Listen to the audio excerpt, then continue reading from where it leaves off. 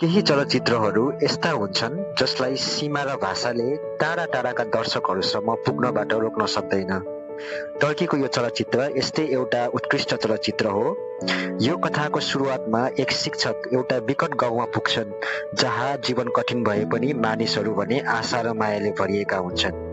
यो चलचित्रले त्यो गाउँका मानिसहरूको रोचक जीवनशैली र उनीहरूका जीवनमा आउने विभिन्न उतार चढावहरू देखाउँछ। कथा समान्तर रूपमा अजिजको वरिपरि घुम्छ, जो एक अपाङ्गता भएका व्यक्ति हुन् र जसलाई अरू सबै जस्तै प्रेम पाउने चाहना हुन्छ। उनको विवाह एक सुन्दर महिलासँग कसरी हुन्छ भन्ने थाहा पाउन यो चलचित्र एकपटक पक्कै हेर्नुहोला। यो कथा एउटै चलचित्रमा समाप्त हुँदैन, किनकि यसका दुई भागहरू छन् र दोस्रो भागमा विशेष गरी अजिज र उनकी पत्नीको प्रेम, सङ्घर्ष र अजिजको परिवर्तनको कठिन यात्रा देखाइएको छ। अन्तमा चलचित्रको नाम द मिराकल हो र तपाईँले यो चलचित्रका दुवै भागहरू युट्युबमा हेर्न सक्नुहुनेछ।